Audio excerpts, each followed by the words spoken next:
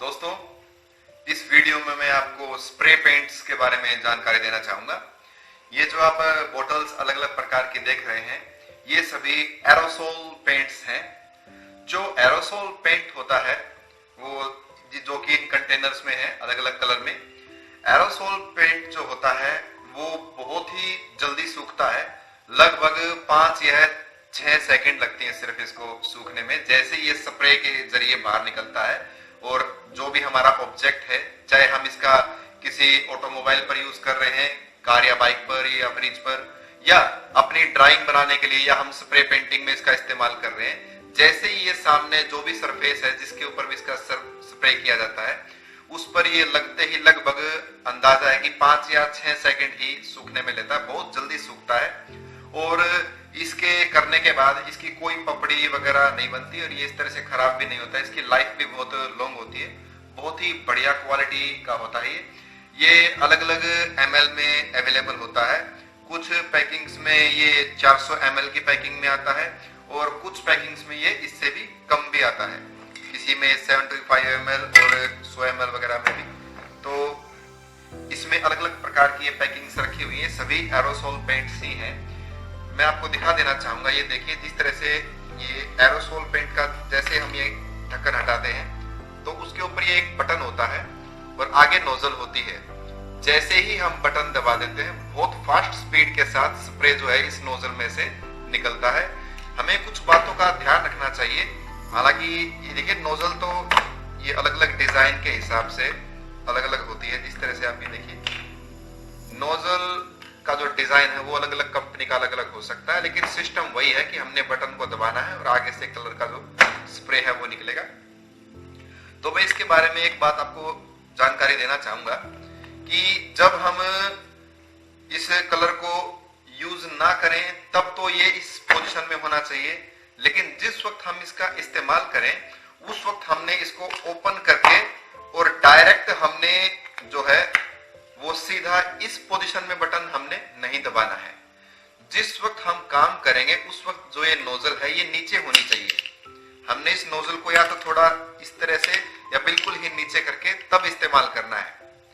अगर हमने इसको यूं ऊपर रखा तो उसका नुकसान क्या हो सकता है कि स्प्रे में कलर कम आएगा और जो गैस जो इसके अंदर प्रेशराइज करके जो फिट की गई है वो गैस ज्यादा मात्रा में निकल जाएगी और उसका नतीजा ये होगा कि बाकी बोतल के अंदर कलर बचा रह जाएगा, लेकिन गैस खत्म होने के कारण वो कलर बाहर नहीं आ पाएगा। हम इसे बेहतर ढंग से यूज करना चाहें तो उसके लिए जरूरी है कि हम इस नोजल को नीचे करके इस्तेमाल करें। और भी कुछ सावधानियों का इस्तेमाल हमें रखना चाहिए। जैसे ही ये वातावरण में फैलता है, बहुत ही बारीक मतलब बूंदें इसकी निकलती है हवा में बिल्कुल, और उस वक्त हमें कोशिश ये करनी चाहिए कि अपने हाथ वगैरह दस्ताने से ढके हुए होने चाहिए, ग्लव्स वगैरह, डिस्पोजल ग्लव्स या किसी और तरह के रबर ग्लव्स से।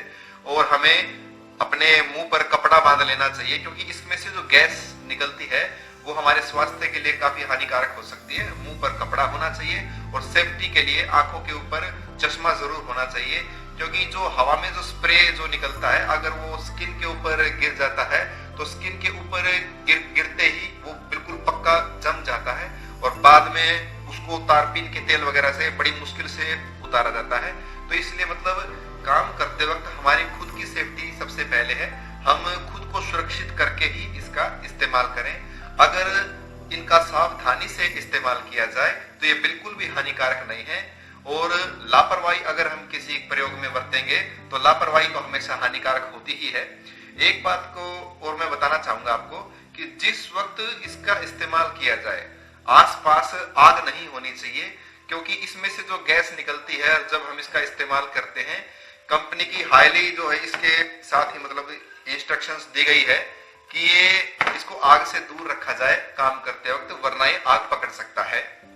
कई तरह के स्प्रे हैं जो आग पकड़ जाते हैं, जिस तरह से एरोसोल पेंट भी आग पकड़ सकता है अगर आसपास आग है।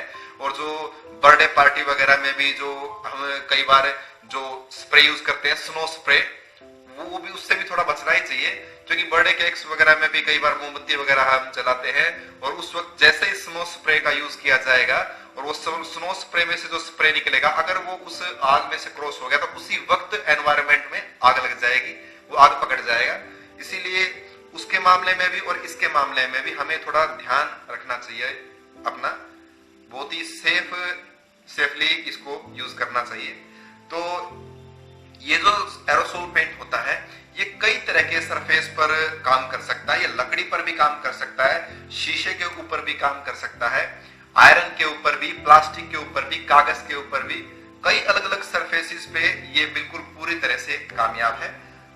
तो अब मैं इसकी अलग अलग शेड्स जो हैं, वैसे तो दोस्तों ये कम से कम लगभग 100 से भी ज्यादा शेड्स में अवेलेबल होते हैं एरोसोल पेंट्स, लेकिन मेरे पास जो फिलहाल अवेलेबल है शेड्स उनके बारे में मैं आपको जानकारी देना चाहूंगा। ये देखिए, ये जो है ये गोल्डन शेड में है, ये एरोसोल पेंट 400 ml की पैकिंग में गोल्डन शेड में, ये देखिए ऊपर गोल्ड शेड में, और ये जो है ये पिंक शेड में, और ये जो है ये व्हाइट शेड में, और ये रेड, और ये ऑक्सफोर्ड ब्लू,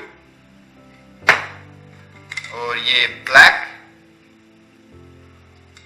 और ये सिल्वर, और ये भी सिल्वर कलर में है।